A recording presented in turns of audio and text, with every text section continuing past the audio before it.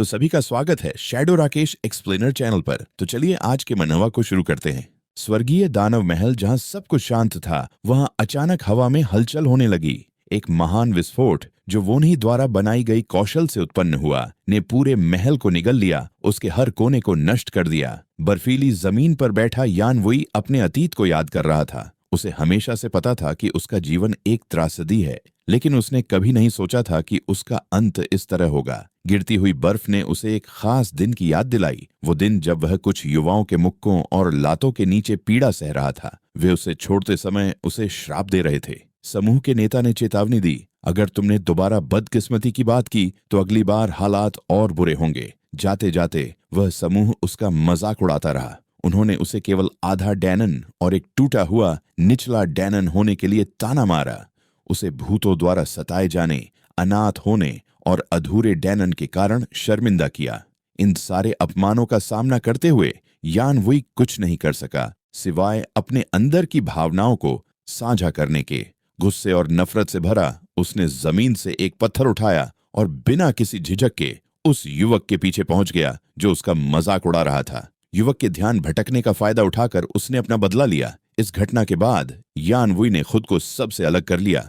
उसे पता था कि अब भी लोग उसे सताना बंद नहीं करेंगे। जैसे भूत हमेशा उसका पीछा करते थे, वैसे ही इस अकेलेपन के पल में कोई अचानक मुख्य किरदार के पास आकर खड़ा हो गया। वह व्यक्ति उसकी विशेष आंखों की प्रशंसा कर रहा था। मुख्य किरदार ने तुरंत डर से पीछे कदम बढ़ाए, क्योंकि वह व्यक्ति उसकी मौजूदगी का आभास दिए बिना उसके पास आ गया था। उस व्यक्ति ने शानदार मार्शल आर्ट्स के वस्त्र पहने हुए थे और उसकी तलवार बेहद महंगी लग रही थी। जवान लड़के ने घबराते हुए हंसी में कहा कि अगर यह व्यक्ति इतनी दूर दराज जगह पर आया है और उससे मिलने आया है तो निश्चित ही वजह अच्छी नहीं होगी। मुस्कुराते हुए उसने कहा कि अगर वह चाहता है तो उसकी शापित आंखें ले जा सकता है। वह सोच रहा था कि यह व्यक्ति भी उन लोगों जैसा होगा जो इस दुनिया में हमेशा उसे नीचा दिखाते थे। लेकिन उस व्यक्ति ने पूछा, क्या तुम सच में यह कहना चाह रहे हो? जवाब में लड़के ने हाँ कहा और कहा कि वह देख सकता है कि सामने वाला एक अनुभवी मार्शल आर्टिस्ट है, इसीलिए उसे सामना करना ही होगा। उसने तय कर लिया था कि उसे अब अपनी जिंदगी के अंत की भी परवाह नहीं है, इसीलिए उसने सीधा कह दिया कि वह उसकी आंखें ले सकता है, चाहे उनका उपयोग किसी एलिक्सिर के लिए हो या किसी और चीज के लिए। लेकिन तभी वह चौंक गया, जैसे कुछ अप्रत्याशित हुआ हो। उस आदमी ने उसे अपने मुलायम चोगे से ढक दिया। वह आदमी बर्फ के बीच उसके सामने घुटनों के बल बैठ गया, जैसे उसकी ठंडी होती हुई आत्मा को गर्मी देने की कोशिश कर रहा हो। उसने कहा, ये आंखें कोई श्राप नहीं है, बल्कि एक आशीर्वाद है। कभी कभी तुम जैसे बच्चे जन्म लेते हैं जिनका डोनेन असाधारण रूप से विकसित होता है या जिनकी आध्यात्मिक जड़ें अद्वितीय होती हैं। ऐसे बच्चे हमेशा कुछ खास करते हैं। यही कारण है कि मुझे विश्वास है कि तुम इस दुनिया में किसी से भी ज्यादा खास बन सकते हो। ये शब्द इतने मधुर थे कि मुख्य किरदार को लगा मानो वह आदमी उसे अपने शब्दों से मंत्रमुग्ध कर रहा हो। लेकिन असल में जो पहली बार उसने किसी इंसान की गर्मजोशी महसूस की, वह शब्दों से नहीं बल्कि एक उद्धारकर्ता के हाथों से आई थी। उस आदमी ने उसे अपने साथ चलने का निमंत्रण दिया और उसने स्वीकार कर लिया। उस युवा के पास तब तक कोई नाम नहीं था। इस क्षण को मनाने के लिए उस आदमी ने उसे एक नाम दिया, वूनी, जो बादलों की चमक के सम्मान में रखा गया था। उसी पल उसे जीने का एक कारण मिल गया। अब वह अपने गुरु की मदद के लिए कुछ भी करने को तैयार था, लेकिन अपने शापित शरीर के कारण उसे एक बड़ी बाधा का सामना करना पड़ा। वुनी ने अपने दांत भींच लिए, क्योंकि अब हार मानना अपने गुरु को असफल करना जैसा होता। उसका शरीर पहले ही गिरने की कगार पर था। बचने का कोई रास्ता नहीं था। उसके पास सिर्फ एक विकल्प बचा था। वुनी ने बर्फ के बीच खड़े होकर अपनी अंतिम शक्ति जुटाई और अपनी सारी ऊर्जा को केंद्रित करके उसने झरथुस्त्रवाद की प्रतिबंधित कला को प्रकट किया, जिसे प्राइमोर्डियल गॉड की डेस्टिनी का रिवर्सल कहा जाता था।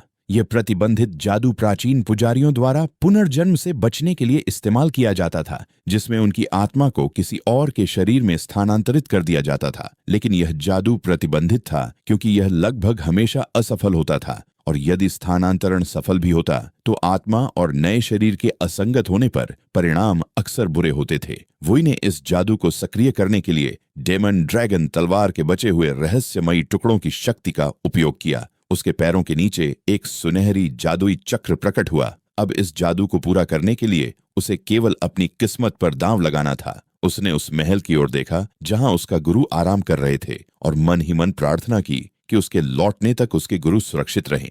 जैसे ही प्रतिबंधित कला की रोशनी आसमान की ओर बढ़ी, उसका जादू पूरा हुआ। जब मुख्य पात्र ने दोबारा अपनी आंखें खोलीं, तो उसने शोर शराबे की आवाज सुनी। उसका नया शरीर घावों से भरा हुआ था और उसे बहुत कमजोरी महसूस हो रही थी। अचानक उसने अपनी आंखें चौड़ी कर लीं, यह महसूस करते हुए कि प्राइमोर्डियल गॉड की डेस्टिनी का रिवर्सल सफल हो चुका था। ऊपर देखते हुए प्रोटैगोनिस्ट एक गुस्साई औरत का सामना कर रहा था जो चिल्ला रही थी, तांग, क्या तुम मेरी बात सुन रहे हो? कब तक वहीं बैठे रहोगे? उठो।